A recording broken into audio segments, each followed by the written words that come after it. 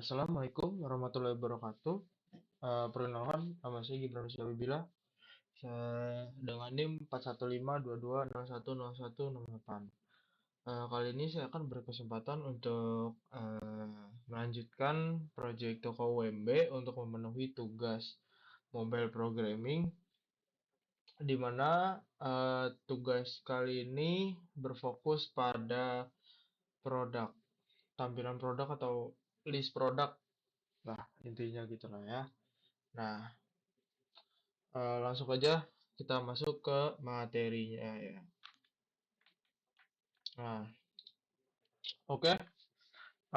Lanjutin dari yang kemarin ya. Pertama-tama kita akan mengganti bagian login view-nya ini, dimana di codingan yang lama itu pada bagian submit-nya, ketika sudah berhasil dia akan menuju ke produk view. Kalau yang lama tuh produk view yang ini. Yang ini nih teman-teman ya. Nih, yang saya komen, yang saya komentar. Jadi dia akan masuk ke produk view. Tapi sekarang kita ubah di sini yang awalnya setelah kita berhasil login menuju produk view, kita ubah ke produk view list. Karena produk view isinya tambah, kalau salah tambah produk itulah. Nah, oke, saya juga perlu menjelaskan dari awal. Sebentar. Oke, menjelaskan ulang aja lagi ya. Jadi di sini karena tadi kita pakai produk view list, jadi kita harus import kelasnya nih yang ini. Nah, yang sebelumnya di komen aja karena kita nggak pakai, akan menghasilkan error-error diganggu gitu lah, meskipun nggak error-error banget ya, masih bisa dijalanin. Nah, habis itu ini kan import-import kelas yang ingin digunakan. Nah, habis itu yang ini adalah stateful widget ya, uh, untuk menciptakan uh, login view state. Nah, ini login view state, di mana ya gitulah, untuk melakukan login lah kurang lebih ya, sama penjelasan dengan minggu kemarin.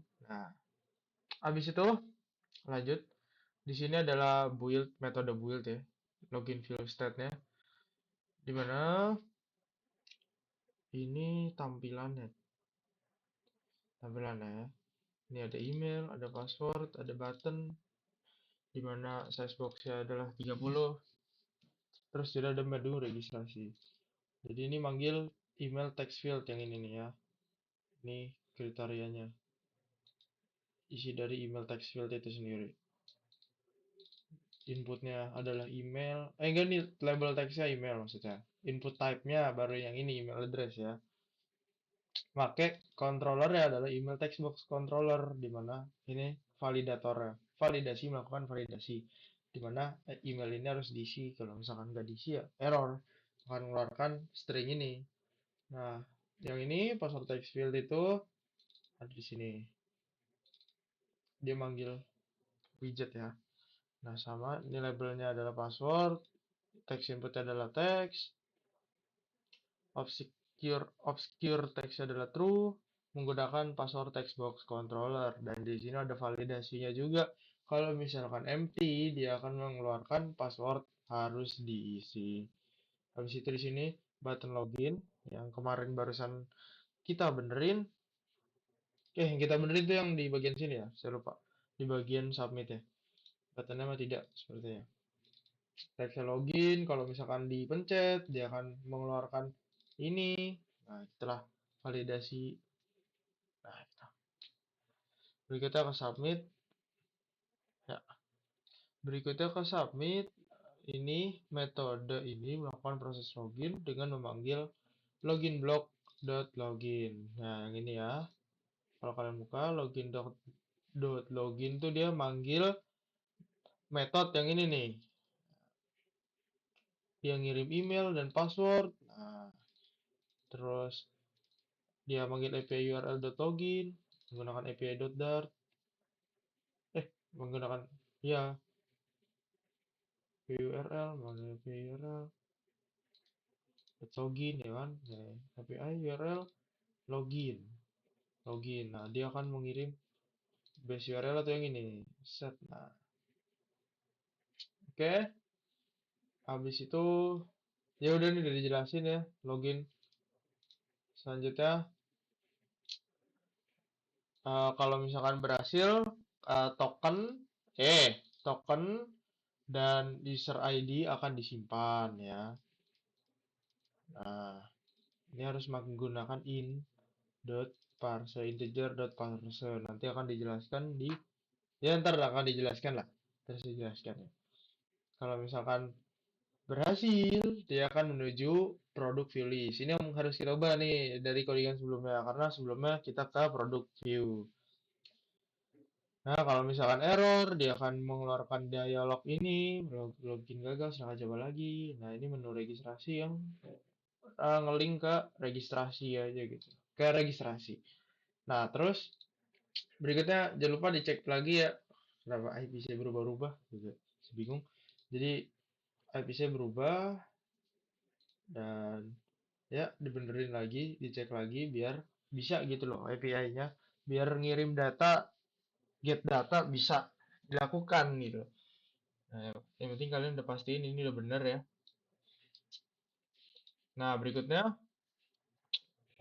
produk model. Produk model yang diubah adalah di bagian ini ya teman-teman ya. Di bagian ini dan ini. Nah, apa yang diubah? Sebelumnya itu kayak yang kode produk dan nama produk langsung objek kode produk aja. Kayak gini, langsung kayak gini.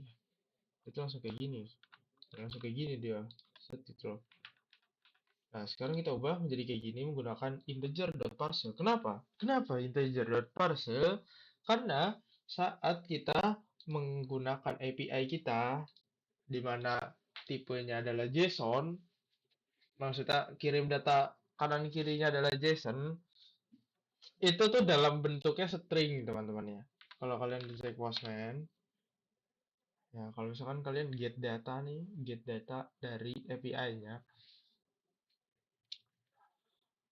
oke. Nah, misalkan get data dari API-nya. Nah, ini tuh string teman-teman ya.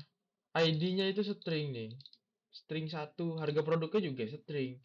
Nah, kenapa nggak bisa dipakai? Karena dia integer. Makanya ini in.parse ini agar mengkonversi string tadi, string yang dari JSON tadi, menjadi integer gitu loh. Agar bisa agar bisa di inilah, bisa digunakan ya, kayaknya bisa digunakan. Soalnya kalau nggak string, kalau nggak integer error ya.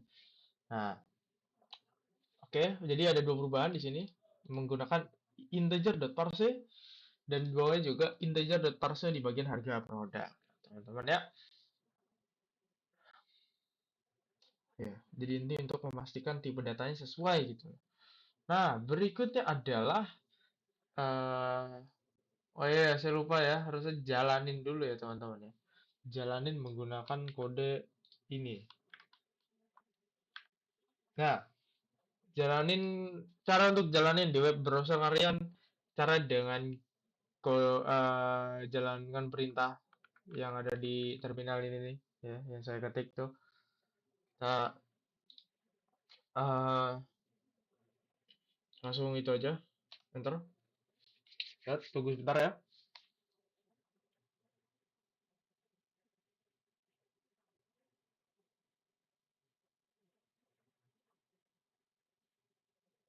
Nah, let's go. Nah, selanjutnya kita coba login ya. Login. Apakah benar setelah login kita akan menuju ke produk list gitu loh. Zing, nah, ini sudah benar ya teman-teman ya. Kalau list produk ini kita sudah menuju ke list produk ini, berarti kita sudah benar. Ya, berarti sudah oke di bagian login view-nya ya. Di bagian ini. Nah, habis itu setelah produk model, langsung kita menuju produk view list ya teman-teman ya. Nih, banyak yang diubah di sini karena yang sebelumnya itu masih statis ya. Nih kayak gini nih. Nah, kayak nampilin datanya masih statis banget gitu loh. Nah, karena sekarang kita sudah menggunakan API, asik. Kita sudah kita bisa get datanya itu dinamis sesuai database ya. Jadi apa saja sih yang diubah? Nah, nice question ya. Jadi yang diubah adalah di sini kita harus import kelas yang baru ya, yang ingin kita gunakan di mana kita juga kita juga pakai logout, pakai product.block dan login view-nya juga ya. Yang diubah yang pertama di sini jangan lupa ditambahin ketika logout ditambahin await logout block dot logout di mana logout block ini kalau kalian lihat di sini dia punya fungsi logout ya metode logout jadi yang di dalam produk view list ini dia manggil metode logoutnya si logout dot block ya ini dan dia ngambil user info juga dia dia user info logout ya dia ambil ke ini ya apa namanya dependencies kalau nggak salah metode dependencies user info di mana metodenya adalah logout. Nah, tambahin fungsi seperti ini di mana ketika dipencet maka kita akan ke logout.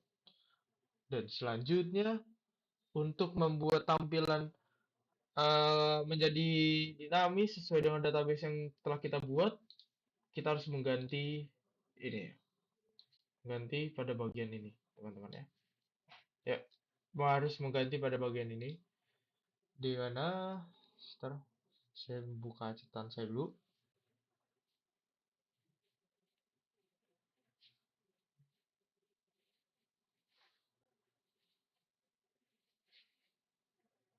Bagian produk view list.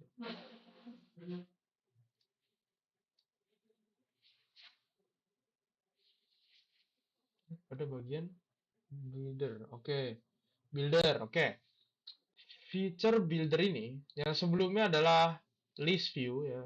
Kita ganti jadi feature builder list. Di mana ini digunakan untuk menunggu data produk dari product.block get product. Di mana dia menunggu data dari sini. Product block dot metode adalah get product.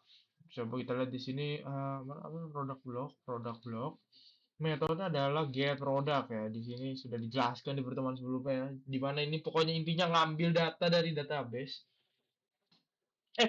Ngambil data melalui API. Ngambil data eh, dari database melalui API. Nah, gitulah kurang lebihnya ya. Jadi dia ngambil data. Nah, habis itu kalau misalkan ada datanya, kalau misalkan ada datanya, maka dia akan mengeluarkan list produknya gitu. List produknya ini apa bang? Nah, ini dibikin di bawah sini ya. Nah, kalau misalkan dia nggak ada, maka dia akan mengeluarkan circular progress indicator. Inilah pokoknya lah ya. Nah, ini bisa kalian hapus saja karena ini yang sebelumnya nih yang masih statis nih. Nah, dan save dulu, cekreng. Nice. Berikutnya, karena tadi kita pakai list produk di atas, kita harus bikin kelasnya juga. Agak merah ya. Error karena emang gak ada kelasnya gitu. Kocak. Hihi. Ha. Dimana list produk ini adalah widget stateless. Ya, stateless widget yang menerima daftar produk dan menampilkannya menggunakan list view builder. Oke. Dimana dia adalah menerima daftar produk yang tadi sudah di atas ya. Nih, diambil dari sini. Diterima daftar produk menggunakan list kayaknya. Nah, dan menampilkannya menggunakan list view builder. Nah, oke. List view builder. Nah, list view builder ini adalah widget yang efisien untuk menampilkan daftar besar dengan membangun hanya item yang terlihat. Jadi yang terlihat aja gitu loh. Begitulah. Ini kurang lebih sama. Emang sama sih yang pertemuan kemarin ya. Sama-sama, emang sama. Oke. Dan berikutnya, nah di sini nih ada perbaikan nih teman-teman ya. Karena sebelumnya itu ini nih. Nah sebelumnya itu dia nggak make URL parse ini, dia nggak make. Jadi dia kayak langsung gini aja gitu loh. Dan nggak bisa ya teman-teman. Karena ingat yang tadi kita di JSON itu dalam bentuknya string gitu teman-teman ya. Tidak sesuai gitu tipe datanya. Jadi di sini harus kita tambahkan dengan URI.parse terus dalam kurung URL. Yang ini juga URI.parse dalam kurung URL. Oke? Oke. Dan berikutnya adalah produk detail, teman-teman ya. Di mana produk detail itu cuma ada satu dong, perubahan cuma satu dong, penting banget. Dimana di sini kita menambahkan image di detail view produknya, teman-teman. Jadi di sini menggunakan image.network dan ini adalah sumber image-nya ya di link ini ya. Oke, sisanya sama pertemuan kemarin. Kayaknya saya pernah jelasin tentang ini juga dan langsung saja kita coba semua fitur yang telah kita tambahkan, teman-teman ya. Jalankan yang di terminal yang tadi sudah saya ituin. Ya pokoknya itulah, ikutin aja lah. Oke, sekarang tinggal tunggu. Oh, ya putih banget, kecil. Oke, let's go.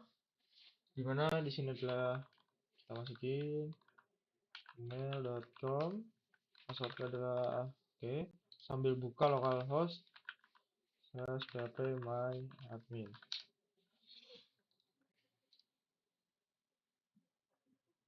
Lihat nih, apakah datanya udah sesuai gitu ya? Ya, biar tidak dikira penipu handal ya. Kok member sih? Di mana produk?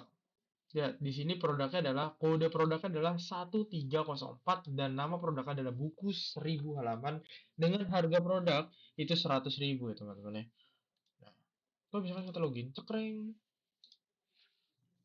Nah, lihat di sini list produknya cuma ada satu yaitu buku 1000 halaman dengan harga 100.000 sesuai dengan database kita ya. Nah, di sini sih. Nah, di mana di sini tadi kita juga menambahkan fungsi logout. Nah, jadi sekarang kita bisa logout ya teman-teman ya. Yang kita pakai asing await itulah fungsi asing await ya.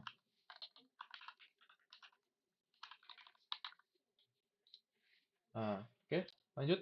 Nah, yang tadi kita juga menambahkan gambar pada bagian detail view teman-teman ya. Jadi kurang lebih kita kali ini cuma berfokus pada ini aja sih, pada list produk. Tapi kayak tambah belum bisa. Ini bisa diakses cuma kayak belum bisa nambahin. Oke, kayaknya itu aja. Apa lagi ya? Oke, sudah itu aja. Eh, terima kasih banyak. Kurang lebihnya mohon maaf. Maaf apabila ada salah kata dan salah perbuatan. Assalamualaikum warahmatullahi wabarakatuh.